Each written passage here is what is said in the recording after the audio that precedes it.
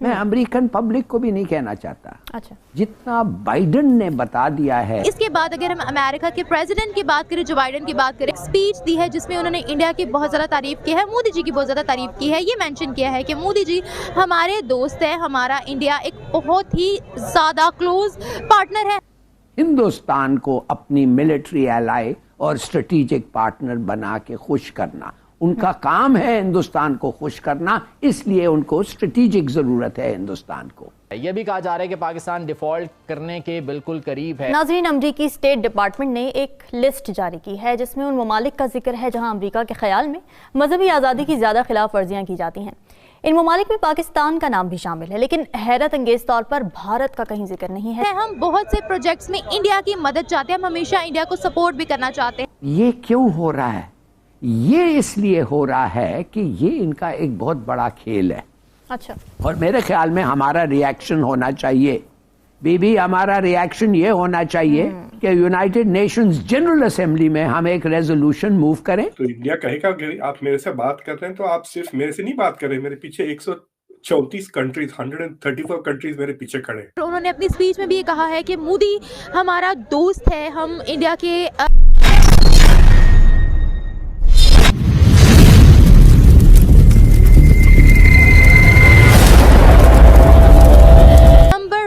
से मोदी जी को प्रेसिडेंसी सौंप दी गई है G20 की। इसके बाद अगर हम अमेरिका के प्रेसिडेंट की बात करें, जो बाइडेन की बात करें, तो जो बाइडेन ने एक स्पीच दी है जिसमें उन्होंने इंडिया की बहुत ज़्यादा तारीफ की है, मोदी जी की बहुत ज़्यादा तारीफ की है। ये मेंशन किया है कि मोदी जी हमारे दोस्त है, हमारा इंडिया एक बहुत ही ज़्यादा क्लोज पार्टनर है, हम बहुत से प्रोजेक्ट्स में इंडिया की मदद चाहते हैं, हम हमेशा इंडिया को सपोर्ट भी करना चाहते हैं। और बहुत से प्रोजेक्ट्स अमेरिका के ऐसे हैं जो इंडिया के बगैर बिल्कुल ही नामुमकिन है। इंडिया के साथ मिलकर हम टेररिज्म पर, क्लाइमेट पर वर्किंग करना चाहते हैं। ऐसे बहुत से सेक्टर और भी मेंशन किए गए हैं। इसके अलावा ये भी कहा गया है कि डिफेंस के सेक्टर में भी हम इंडिया की मदद चाहते हैं और इंडिया के बगैर कहीं ना कहीं अब ये प्रोजेक्ट्स अधूरे भी रह सकते हैं, क्योंकि इंडिया हमारा नंबर 1 ट्रेड पार्टनर बन चुका है। इस दोस्ती को हम खोना नहीं चाहते। G20 की प्रेसिडेंसी सौंपी गई है दिसंबर 1 से इंडिया को, जिसके बाद जो बाइडेन की तरफ से एक रिएक्शन हमें मिला है, बहुत ही क्यूट सा रिएक्शन है। और उन्होंने अपनी स्पीच में भी ये कहा है कि मोदी हमारा दोस्त है, हम इंडिया के बहुत क्लोज हैं और हम आगे सपोर्ट करेंगे उनको जितना हमसे हो सकेगा, क्योंकि हमारा सबसे क्लोज पार्टनर है और हम देखते हैं कि इंडिया आने वाले अरसे में लीड भी कर सकता है। हम बहुत से सेक्टर्स में इंडिया की हेल्प डिमांड करते हैं। क्या कहेंगे? जी, तो सबसे पहले मैं ये कहना चाहता हूँ कि ये ना लोग जो कि इंडिया के ख़िलाफ़, मैं मतलब बोलना नहीं चाह रहा, लेकिन ये है कि इंडिया जो है कि करतूत कुछ ऐसे करता है कि हमें बोलने के ऊपर ना मजबूर कर देता है। ठीक है, तो ठीक है, अमेरिका ने जो कुछ भी कहा, उनके लेन देन जो भी उनके साथ डील हुई है हमें नहीं पता। ठीक है, जो भी हो गया, ठीक है, लेकिन अमेरिका के साथ डील नहीं हुई है। G20 का प्रेसिडेंट बन गया है इंडिया और आपने बोला है कि उनकी करतूत ऐसी है, तो आज वो जितना आगे पहुंच गए हैं ना, पाकिस्तान तो उस लिस्ट में कहीं नजर भी नहीं आता।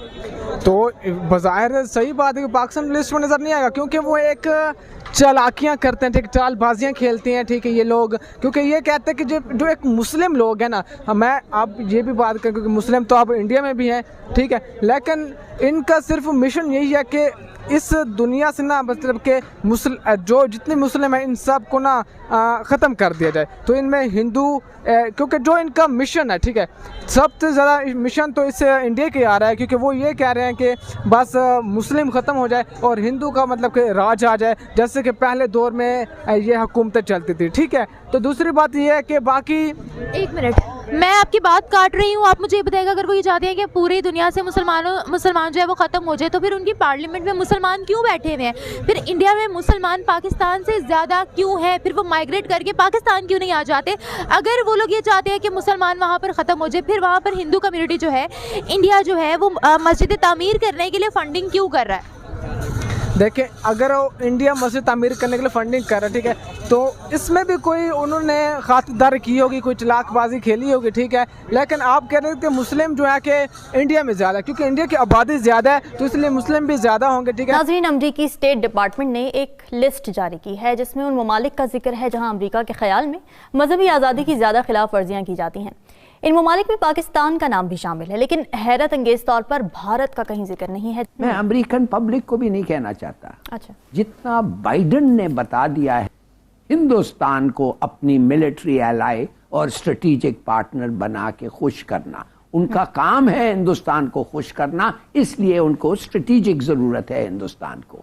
लेकिन हुआ क्या है कि डॉलर अभी तक 220, 225, 226 यहीं पर फ्लक्चुएट कर रहा है। हालांकि इसाक डार साहब का ये कहना है कि टेक्निकली डॉलर 200 रुपए से नीचे होना चाहिए, लेकिन फिलहाल वो 200 रुपए से नीचे लाने में नाकाम दिखाई दे रहे हैं। कितनी मुश्किलात का सामना होगा ये तो हमारे एक्सपर्ट्स ही बताएंगे। इसके अलावा 1 अरब डॉलर्स के स्कूक बॉन्ड्स अदा करने के बाद पाकिस्तान के जो फॉरेन एक्सचेंज रिजर्व्स हैं वो मुल्की तारीख की कम तरीन सतह पर आ चुके हैं, जिससे यकीनन आने वाले दिनों में मजीद मौशी बदहाली का सामना करना पड़ेगा। जबकि दोस्त ममालिक की जानिब से यकीन दहानियाँ तो करवाई गई हैं इमदाद की, लेकिन ताहाल कोई खातिर खा फंड्स अभी तक नहीं आए हैं। 3 अरब डॉलर सऊदी अरब की जानिब से रोल ओवर किए गए हैं, रीस्केड्यूल किए गए हैं, लेकिन IMF से मुज़ाकरात में ताख़ीर के बाद यकीनन परेशानी का सामना हो सकता है। कुछ स्टेटिस्टिक्स मेरे पास मौजूद हैं जो कि मैं शेयर करना चाहूँगा।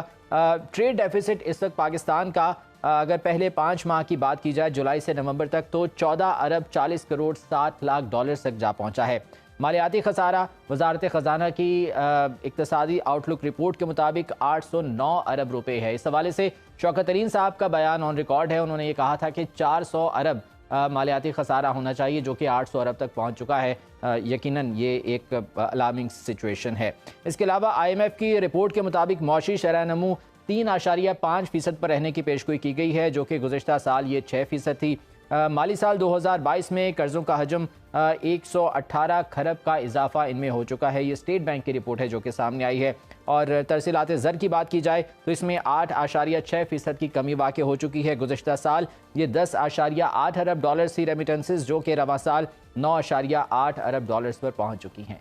आने वाले दिनों में क्या सूरत हाल दरपेश होगी, किन मामलात का सामना होगा, कैसे ये सूरत हाल बेहतर हो सकती है, और क्या अवाम, क्योंकि अल्टीमेटली ये तमाम तर बोझ जब अवाम पर आता है तो परेशानी का सामना भी उन्हें करना पड़ता है। क्या महंगाई